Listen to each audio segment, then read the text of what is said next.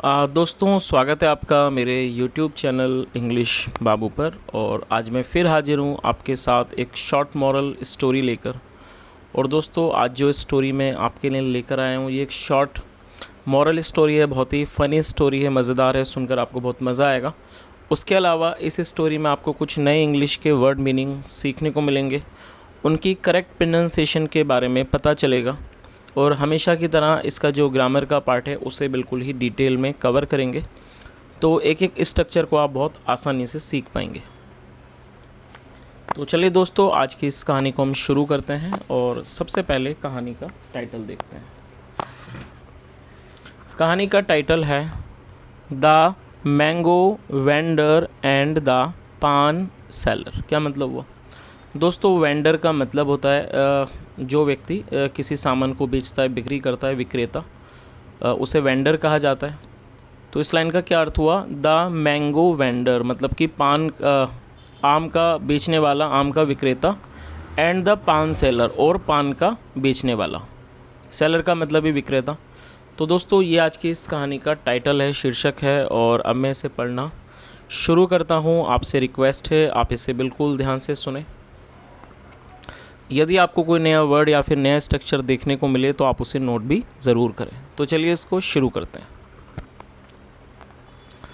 One day आ mango vendor stopped near आ पान shop and thought. क्या मतलब हुआ दोस्तों? ये जो हमारा वाक्य है ये पास्ट इंडेफिनिट का अफर्मेटिव वाक्य है। और जब पास्ट इंडेफिनिट में कोई भी अफर्मेटिव का वाक्य बनाया जाता है तो वहाँ वर्ब की सेकंड फॉर्म का प्रयोग किया जाता है। और ये स्टॉप का मतलब रुकना, और ये सेकंड फॉर्म है। वन डे एक दिन, अ मैंगो वेंडर मतलब कि एक आम बेचने वाला, स्टॉप्ड रुका, नियर अ पान शॉप एक पान की दुकान के पास, एंड थॉट और उसने सोचा, और ये थिंक की सेकंड फॉर्म है। एंड थॉट और सोचा, oh I really so want to eat a paan. क्या मतलब हुआ दोस्तों? ये जो हमारा वाक्य है ये प्रेजेंट इंडेफिनिट का अफर्मेटिव वाक्य है। और जब हम प्रेजेंट इंडेफिनिट में कोई भी अफर्मेटिव का वाक्य बनाते हैं तो वहाँ सब्जेक्ट के साथ वर्ब की फर्स्ट फॉर्म का प्रयोग किया जाता है यदि हमारा सब्जेक्ट आई, वी, यू, दे या फिर प्लूरल नाउन होता है। और साथ में यहाँ पर एक दूसरी वर्ब का भी प्रयोग किया गया है, ईट मतलब खाना। और जब आप कोई ऐसा वाक्य बनाते हैं जहाँ दो वर्ब का प्रयोग किया जाना है तो जो पहली वर्ब है उसके बाद आपको टू लगाना है, और टू के बाद फर्स्ट फॉर्म का प्रयोग किया जाता है। क्या मतलब हुआ? Oh I really so want to eat a paan मतलब उसने सोचा कि मैं वास्तव में पान खाना चाहता हूँ, बट लेकिन I don't have any money. क्या मतलब हुआ दोस्तों? ये जो वाक्य है ये पजेसिव का नेगेटिव सेंटेंस है। पजेसिव का मतलब होता है इस तरह का वाक्य जहाँ हम ये शो करते हैं किसी के पास कुछ है या नहीं है। तो इस तरह का जो वाक्य है वो पजेसिव का वाक्य कहलाता है। और ये प्रेजेंट पजेसिव का नेगेटिव सेंटेंस है जहाँ पर डू नॉट या डज नॉट के बाद हैव का प्रयोग किया जाता है। But I don't have any money लेकिन मेरे पास कोई पैसा नहीं है। तो दोस्तों, इस पूरी लाइन का क्या अर्थ निकला कि एक दिन एक जो आम बेचने वाला था वो एक पान की दुकान के पास रुका और उसने सोचा कि वास्तव में मैं एक पान खाना चाहता हूँ लेकिन मेरे पास कोई पैसा नहीं है। चलिए आगे देखिए। बाय देन का मतलब होता है तब तक। The paan seller had also seen the mango vendor. दोस्तों, ये जो हमारा वाक्य है इस वाक्य में हैड के साथ थर्ड फॉर्म का प्रयोग किया गया है। सी मतलब देखना होता है और ये थर्ड फॉर्म है सीन। जब हम किसी भी वाक्य में हैड के साथ थर्ड फॉर्म का प्रयोग करते हैं तो इस तरह का जो वाक्य है वो पास्ट का परफेक्ट वाक्य कहलाता है, पास्ट परफेक्ट का सेंटेंस होता है। और पास्ट परफेक्ट का मतलब होता है कि पास्ट में किसी क्रिया का पूरा होना पाया जाना। इस तरह का वाक्य पास्ट परफेक्ट का वाक्य कहलाता है। तो इस लाइन का क्या अर्थ निकला? बाय देन मतलब कि तब तक।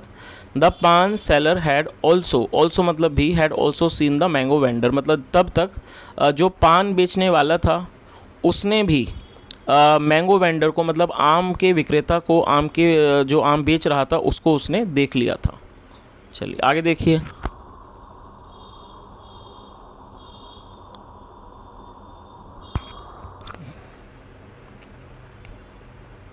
ही थॉट उसने सोचा, ओह सच लवली मैंगोज मतलब इतने प्यारे आम। आई विश मतलब कि मेरी इच्छा है।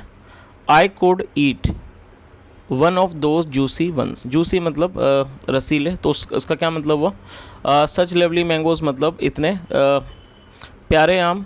आई विश आई कुड ईट मतलब कि मेरी इच्छा है कि आई could eat one of those juicy is, कि मैं उनमें से कोई रसीला आम खा पाता। चलिए आगे देखिए।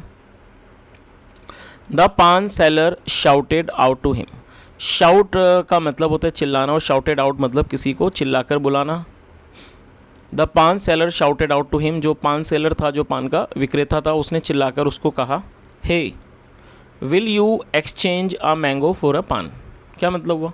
दोस्तों ये जो हमारा वाक्य है ये फ्यूचर इंडेफिनिट का इंटरोगेटिव सेंटेंस है। फ्यूचर इंडेफिनिट का मतलब होता है जब हम कोई ऐसा वाक्य बनाएं जहां वाक्य के टेल पर गागेगी जैसे शब्द आएंगे, जैसे वह खेलेगा, वह जाएगा, मतलब ऐसा वाक्य जहाँ पर हम किसी भी वाक्य में ये शो करते हैं कि कोई क्रिया फ्यूचर में होगी। इस तरह का वाक्य फ्यूचर इंडेफिनिट का वाक्य कहलाता है, जहाँ पर विल का प्रयोग हेल्पिंग वर्ब के रूप में किया जाता है। यदि इस तरह का वाक्य आप इंट्रोगेटिव का बनाना चाहते हैं तो पहले विल को लगाया जाता है, फिर सब्जेक्ट और उसके बाद वर्ब की फर्स्ट फॉर्म। एक्सचेंज का मतलब होता है दो चीज़ों का आपस में बदलना। तो उसने क्या कहा? जो पान सेलर था वो चिल्लाया और उसने कहा will you exchange a mango for a पान, मतलब क्या आप एक आम को बदलोगे? फॉर ए पान, एक आम के बदले, मतलब पान के बदले क्या आप एक पान के बदले क्या आप एक आम को बदलोगे? The mango vendor agreed, agree का मतलब होता है किसी बात से सहमत हो जाना, राज़ी हो जाना। तो क्या मतलब हुआ? द मैंगो वेंडर अग्रीड, जो मैंगो वेंडर था, जो आम बेचने वाला था, वो सहमत हो गया, तैयार हो गया। द पान सेलर टुक सम, क्या मतलब हुआ? जो पान बेचने वाला था टुक उसने लिया, और दोस्तों ये टेक की सेकंड फॉर्म है जिसका मतलब लेना। टुक उसने लिया, सम। और दोस्तों यहाँ पर आप इस चित्र को भी देख सकते हैं कि जो एक आम वाला है वो अपने आम बेच रहा है और जो पान वाला है उसको पान दे रहा है उसके आम के बदले। चलिए आगे देखिए। The paan seller took some rotten battle, दोस्तों रोटन एडजेक्टिव है जिसका मतलब होता है सड़ा हुआ। तो इसका क्या मतलब हुआ? The paan seller took some rotten betel beetle leaves, betel leaves मतलब पान के पत्ते, मतलब जो पान वाला था उसने कोई सड़ा हुआ मतलब कि सड़े हुए आम के सड़े हुए पान के पत्ते लिए, बीटल लीव्स मतलब पान के पत्ते। एंड मेड अ टाइनी पान, और उसने एक छोटा सा पान बना दिया। टाइनी मतलब छोटा और ये एडजेक्टिव है। एंड मेड ए टाइनी पान, और उसने एक छोटा सा पान बना दिया। चलिए आगे देखिए। He gave it to the mango vendor, और ये गिव की सेकंड फॉर्म है, और जो इट है ये प्रोनाउन है और इसे पान के लिए यूज़ किया गया। He gave it to the mango vendor, उसने उसको मतलब कि पान को दे दिया। किसे दे दिया? टू द मैंगो वेंडर, आम वाले को दे दिया। When the mango vendor asked for चूना ही रिप्लाइड, क्या मतलब हुआ? दोस्तों आस्क का मतलब पूछना होता है और आस्क फॉर का मतलब होता है मांगना।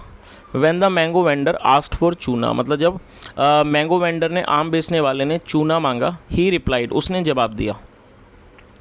गो मतलब कि जाओ।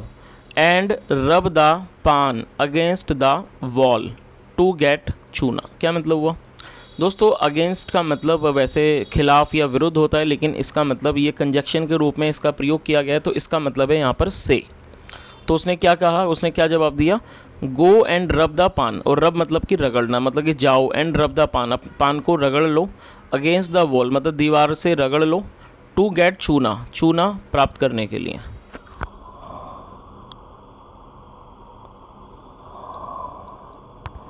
The mango vendor realised that he was being cheated, क्या मतलब हुआ?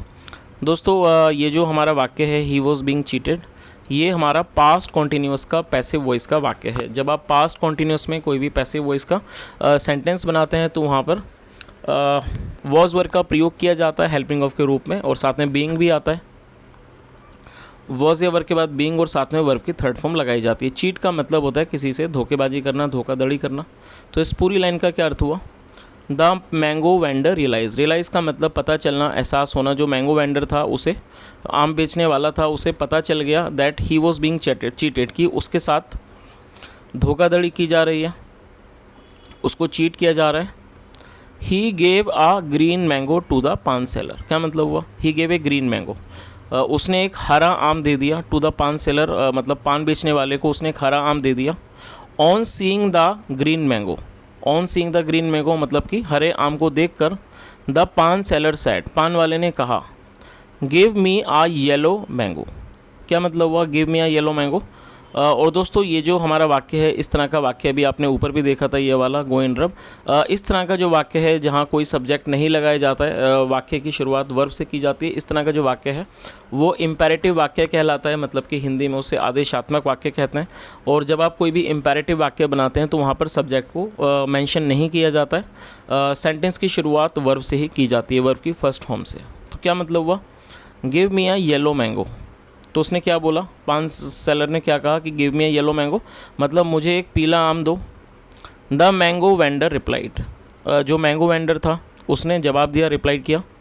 रब योर मैंगो, मतलब अपने आम को रगड़ लो। Against that yellow painted wall, उसने क्या कहा कि अपने आम को रगड़ लो। Against that yellow painted wall मतलब उस पीली पुती हुई दीवार से, येलो पेंटेड मतलब कि पीली पुती हुई दीवार से रगड़ लो।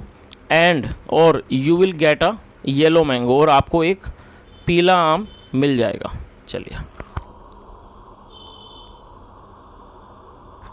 दोस्तों, अब इस कहानी का मॉरल भी हम देख लेते हैं। इसका मॉरल क्या है? मॉरल है इसका टिट फॉर टैट, मतलब कि जैसे को तैसा। और दोस्तों जैसा हमने इस कहानी के अंदर देखा कि वो जो पान वाला था वो कुछ ज़्यादा ही चालाक था और उसने एक बेकार सा उसको पान दे दिया आम बेचने वाले को। और जब उस आम बेचने वाले को ये चीज़ पता चली, जब उसे एहसास हुआ कि उसके साथ धोखाधड़ी की गई है, तो उसने भी उसके साथ वैसा ही किया। तो दोस्तों ये आज की एक छोटी सी कहानी थी, और यदि आपको कहानी अच्छी लगी हो, मेरा पढ़ाने का प्रयास भी अच्छा लगा हो, तो आपसे रिक्वेस्ट है वीडियो को लाइक करें, शेयर करें, चैनल को ज़रूर सब्सक्राइब करें, और सुझाव के लिए कमेंट के माध्यम से ज़रूर बताएं। सुनने के लिए thank you so much. Have a nice day and bye.